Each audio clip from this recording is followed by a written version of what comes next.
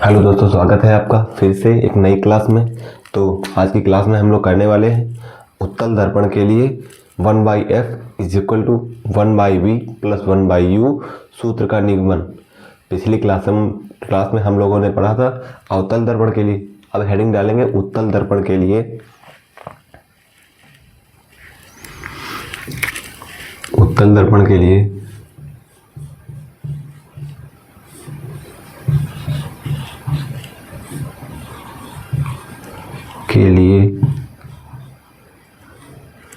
उत्तल दर्पण के लिए 1/f is equal to 1/v plus में 1/u सूत्र का निगमन।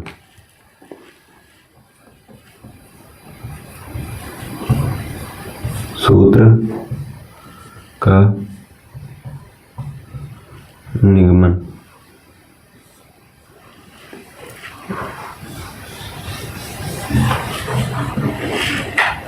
तो इसमें बनाएंगे फिगर।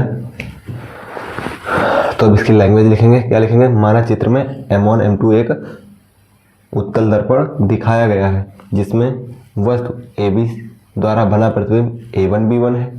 कैसा बनता है तो बताएंगे, सीधा और आभासी बनता है। वस्तु से छोटा तो होता ही है। तो लिखेंगे माना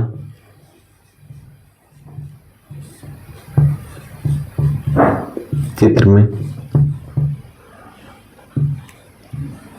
M1 M2 एक उत्तल दर्पण दिखाया गया है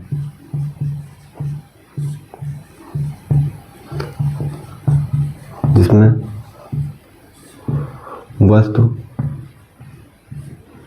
AB द्वारा बना प्रतिबिंब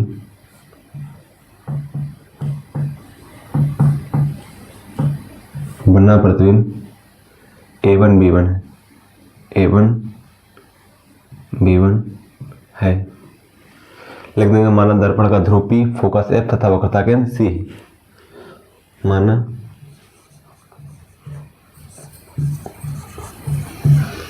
दर्पण का ध्रुव P,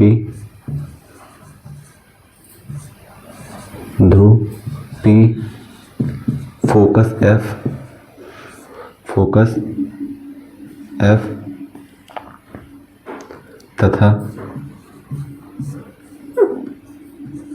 F तथा वक्रता केंद्र C है। वक्रता केंद्र C है। दर्पण के ध्रुव से वस्तु, प्रतिबिंब और फोकस के बीच की दूरियां। दर्पण के ध्रुव से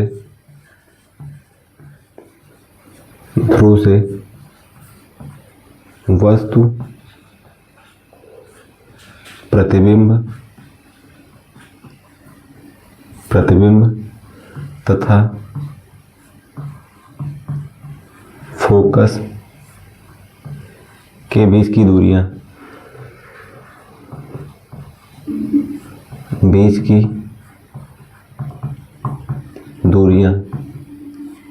वस्तु की दूरी बताते हैं U से लिखी जाती है। तो क्या होगी? वस्तु की दूरी U, प्रतिबिंब है V तथा वक्रता केंद्र है तो R है। दर्पण के ध्रुव से वस्तु, प्रतिबिंब तथा फोकस के बीच की दूरियां U, V तथा R है।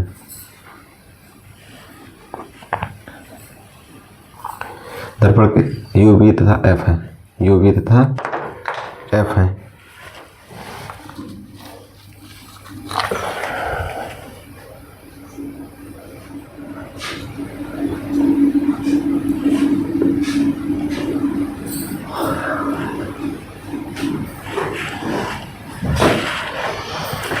अब करेंगे इसका निगमन।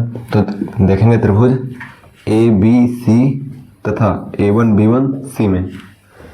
त्रिभुज ABC तथा A1 B1 C में। त्रिभुज ABC तथा त्रिभुज A1 B1 C में देखो क्या होता है। तो देखेंगे त्रिभुज ABC जो B वाला 90 कोण है वो 90 डिग्री का है, B वाला कोण 90 डिग्री का, और यहाँ पर भी B1 वाला कोण 90 डिग्री का है। तो लिख देंगे त्रिभुज ABC तथा A1 B1 C में, A1 B1 C में कोण ABC बराबर होगा A1 B1 C के। क्यों? क्योंकि 90 डिग्री का है। तो लिख देंगे कोण ABC बराबर A1 B1 C के, प्रत्येक 90 का है, प्रत्येक 90 अंश है, प्रत्येक 90 अंश है। दूसरा देखेंगे ABC और A1 B1 C में देख रहे हैं कि जो C है वो उभयनिष्ठ मिल रहा है। उभयनिष्ठ का मतलब ये होता है कि दोनों में कॉमन मिल रहा है। तो लिखेंगे कोण ACB कोण A1 C B1 उभयनिष्ठ है, क्योंकि बराबर है, ये दोनों कोण बराबर होंगे। क्यों? क्योंकि ये उभयनिष्ठ है। तो लिख देंगे कोण ACB A1 C B1 उभयनिष्ठ है, उभयनिष्ठ है। फिर अब जब एक त्रिभुज के दो कोण दूसरे त्रिभुज के दो कोण के बराबर हो तो हम कह सकते हैं कि त्रिभुज समरूप है। तो लिख देंगे त्रिभुज ABC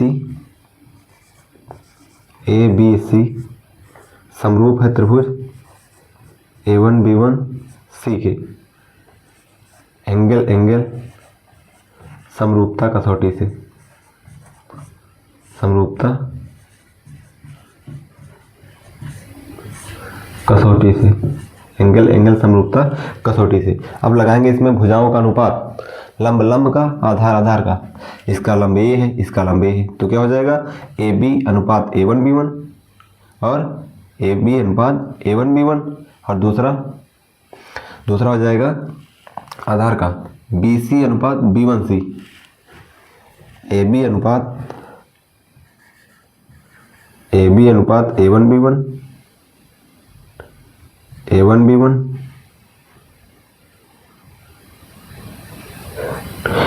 B1 बराबर BC अनुपात B1 C, समीकरण मान लेंगे फर्स्ट। फिर देखेंगे त्रिभुज MNF तथा A1 B1 F में। अब इसमें भी वही लगाएंगे कि एक 90 का बन रहा है, A वाला 90 का बन रहा है, इसमें भी 90 का बन रहा है, और एक जो है F वाला उभयनिष्ठ मिल रहा है। तो लिखेंगे त्रिभुज MNF तथा A1 B1 F में, त्रिभुज MNF तथा A1 B1 F में, त्रिभुज MNF तथा त्रिभुज A1 B1 F में। तो देखेंगे एक 90 का है, कौन सा MNF ये 90 डिग्री का बन रहा है, और A1 B1 F में ये भी 90 का B1 बन रहा है। तो लिख देंगे कोण MNF बराबर है A1 B1 F की। क्यों? क्योंकि 90 का है, प्रत्येक 90 अंश है, 90 अंश है। दूसरा एक देखो उभयनिष्ठ मिल रहा है, तो लिख देंगे MFN बराबर A1F B1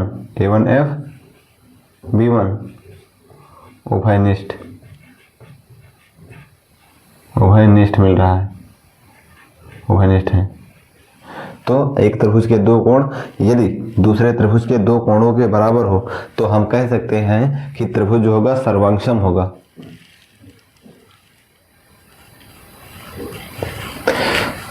क्या बताएं? तो बताएंगे कि एक त्रिभुज के दो कोण दूसरे त्रिभुज के दो कोणों के बराबर हो तो हम कह सकते हैं कि त्रिभुज क्या होगा, तो समरूप होगा। लिख देंगे कि त्रिभुज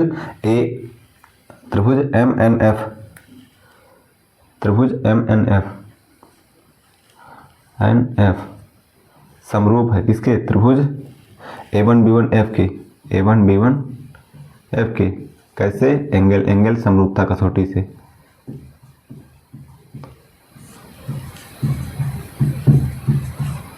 एंगल समरूपता कसौटी से। इसमें भी लगाएंगे भुजाओं का अनुपात लंब का, तो लंब क्या है, MN, और A1B1C में, A1B1C में, A1B1F में, तो लंब होगा A1B1 बराबर आधार का अनुपात FN, और इसका B1F लिख देंगे। जो MN है वो बराबर है AB के, जो MN है वो बराबर है AB के, तो लिख देंगे चूंकि MN बराबर AB के, तो MN अगर AB के बराबर है तो AB यहाँ लिख देंगे, AB और बटे में A1B1 FN बाई B1F, इसको मान लेंगे सेकंड इक्वेशन। तुलना कर देंगे, दोनों के लेफ्ट हैंड साइड बराबर है तो राइट हैंड साइड भी बराबर होंगे, तो लिख देंगे by equation first and second.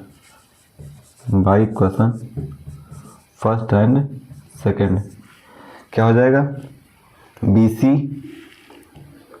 Upon B1C FN upon B1F। अब देखेंगे दूरियां, BC जो FN है, FN इसकी दूरी तो पता नहीं है, तो लिखेंगे F व N व P अत्यंत समीप है। क्यों, क्योंकि दर्पण का द्वारक बहुत छोटा है, तो लिख देंगे दर्पण का द्वारक बहुत छोटा है, दर्पण का द्वारक बहुत छोटा है, दर्पण का द्वारक बहुत छोटा है जिससे N व P अत्यंत समीप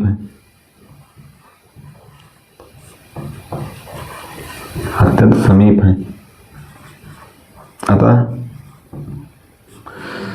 जो FN होगा वो FP के बराबर होगा, FN बराबर FP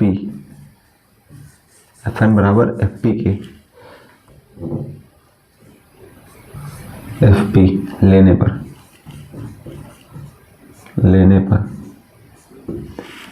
तो लिख देंगे यहाँ पर BC अपान B1C बराबर FP अपान B1F। अब देखेंगे इसमें दूरियां, तो ये बताए थे कि जो वस्तु की दूरी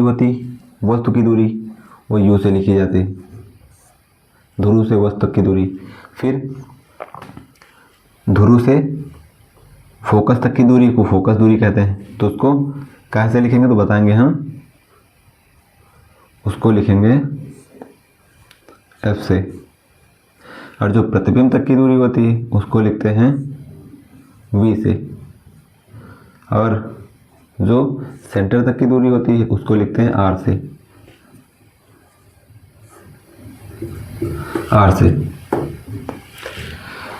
फिर देखेंगे, अब बताए थे कि जितनी लेफ्ट साइड की दूरियां होंगी, लेफ्ट साइड की दूरी वो नेगेटिव होती है, बाकी राइट साइड की दूरी पॉजिटिव होती है, तो ये नेगेटिव होगी बाकी वो पॉजिटिव होंगी। मान रखेंगे BC का मान निकालना है, तो क्या लिखेंगे, BP प्लस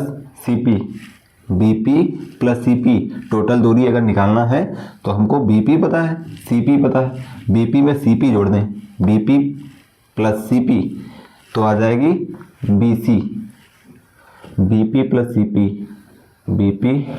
CP बटे B1C। अब B1C इसकी दूरी पता नहीं है तो कैसे निकालेंगे,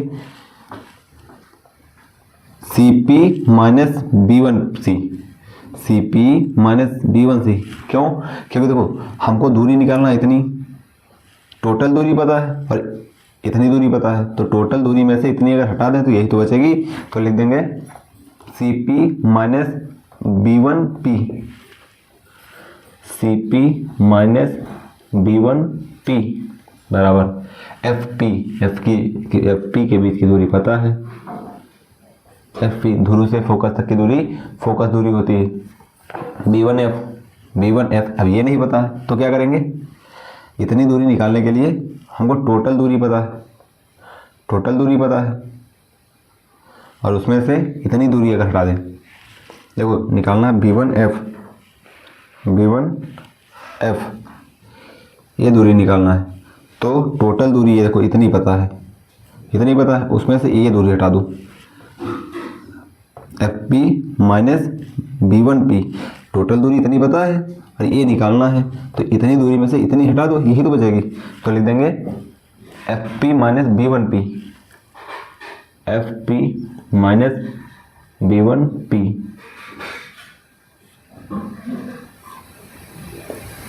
FP माइनस B1P। अब मान रख लेंगे इनका, BP का मान BP माइनस का U, माइनस का U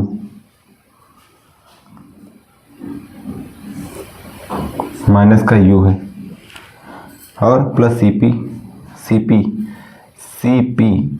प्लस का R है बटे CP प्लस का R है, B1P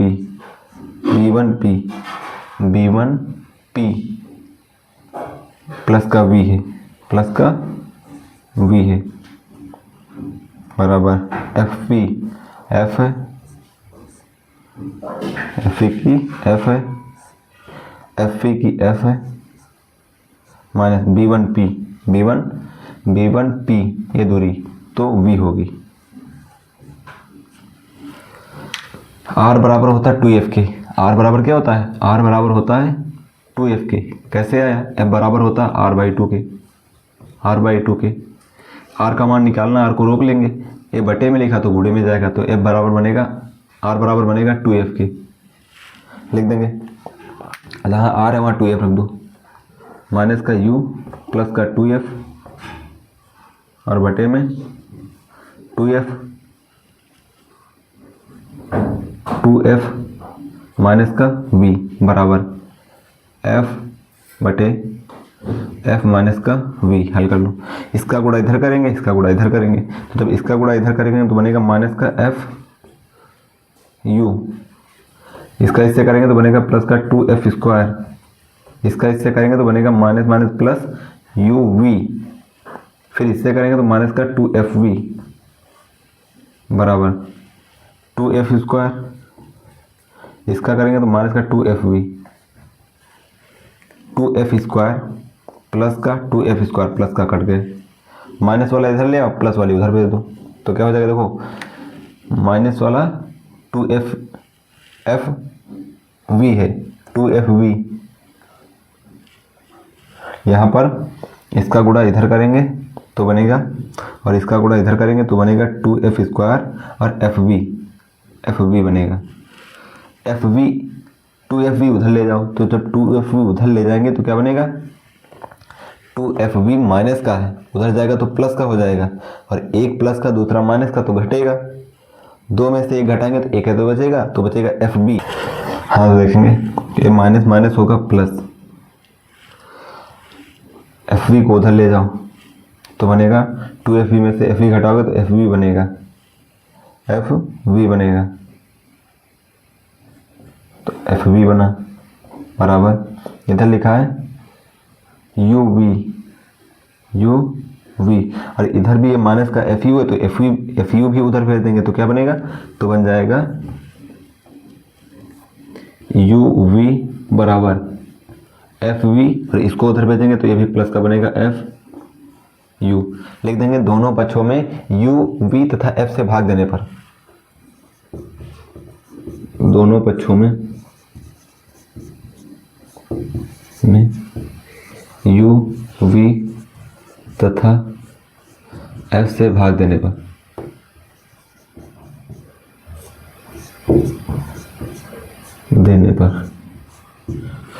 भाग देंगे तो क्या बनेगा, क्योंकि जब भाग देंगे तो दोनों पक्षों में देंगे, यहाँ भी होगा यहाँ भी होगा, यहाँ पूरे के बटे में होगा, तो जब पूरे के बटे में होगा तो हम इसके बटे में भी करेंगे और इसके बटे में भी करेंगे, तो हो जाएगा यू वी बराबर एफ वी प्लस का F you, you V F से भाग देने पर you V F, you V F, you V F, F से एफ कटा, यू से यू कटा, एफ से एफ कटा, वी से वी कटा, यू वी से यू वी कटा, तो बनेगा 1/f is equal to 1/v plus का 1/u, और यही निकालना था।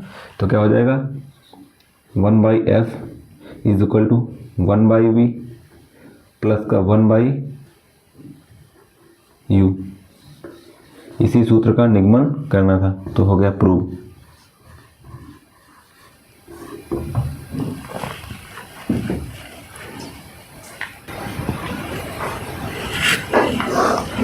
तो आज के लिए बस इतना ही, मिलते हैं फिर नेक्स्ट क्लास में।